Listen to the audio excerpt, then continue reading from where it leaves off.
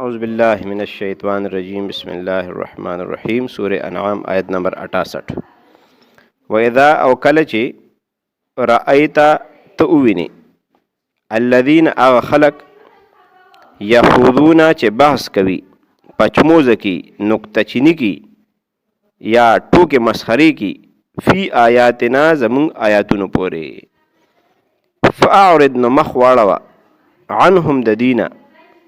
حتی نزدې ده چې یخودو دی لګیا شي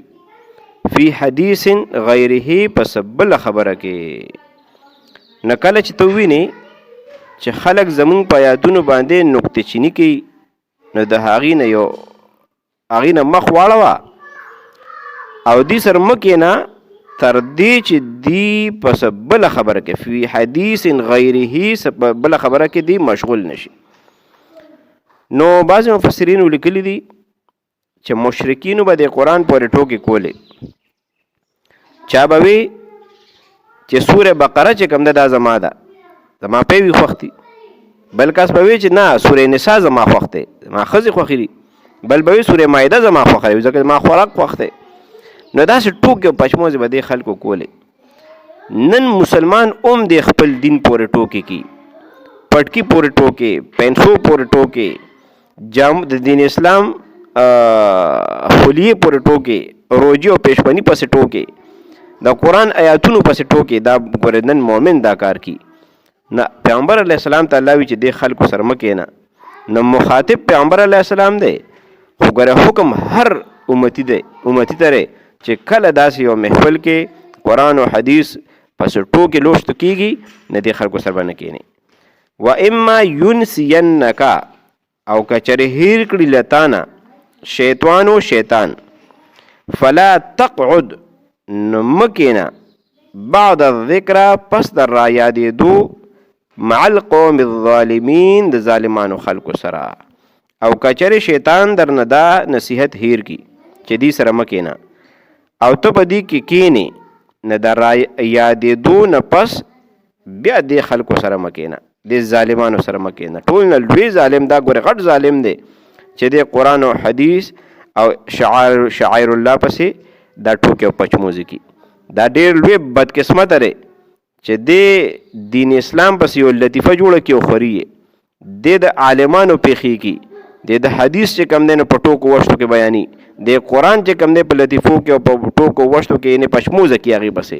او بیا ګوره میسجونو باندې فیسبوک باندې ګوره دا خوري مو. دا سوره لوی ظالم دی. الله دې دې ظلم نه مونږ وساتي. وما او نشته دی علی الذین په هغه خلکو چې یتقون یریږي د الله نه من حسابهم د هغې خلکو د څه حساب نه، من شیء د څه څیز، یعنې کوم خلک چې پرهیزګار دي په دې باندې د هغو خلکو د حساب کتاب هیڅ ذمواري نشته. دا کم خلق چې قرآن و حدیث پسې دا پچموز او ټوکې کی. ولیکن لیکن ذکر دا الله نه دا یریدون کی خلق چې کم دی به نصیحت کوي لعلهم چې دی یتقون پرهیزګار شي. البته دا ذمواري په دې شته چې دې ظالمانو ته نصیحت وکړي. وذر الذین او پرېږده د هغه خلق اتخذو چې جوړ کړی د دوی دینهم خپل دین لعبا لوبې ولهون او ټوکې وغرتهم او دوکه ورکړه دوی ته حیات الدنیا ژوند د دنیا وذکر او نصیحت وکړه به په دې قرآن سره ان تبصل نفس په دې قرآن سره نصیحت کوه ان تبصل نفس بما کسبت چې څوک د عملونو په وجه داسې مصیبت کې راګیر نشي چې څوک د خپلو اعمالو په وجه یو داسې هلاکت کې راګیر نشي چې د هغې نه پس لیسا چې نشته دی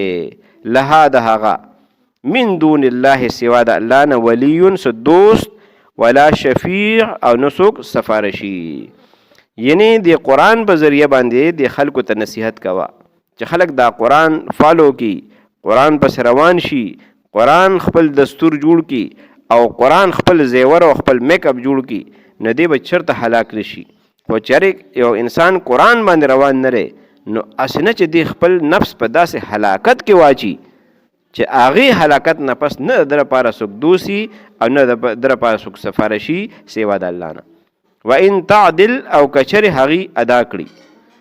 کل عدل پوره تاوان او کچرې د دې هلاکت نه پس دی فدیه ورکول غواړي د خپل ځان خلاصي دپاره د الله نه لا یؤخذ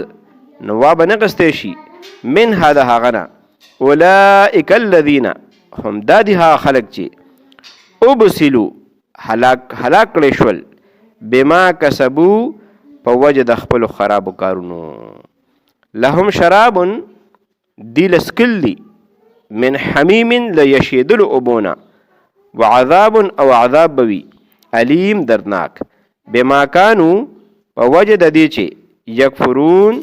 دی به کفر کولو. الله تعالی دې ما تاسو ته په دې باندې عمل کول توفیق راکړي. واخر دعوانا الحمدلله رب العالمین.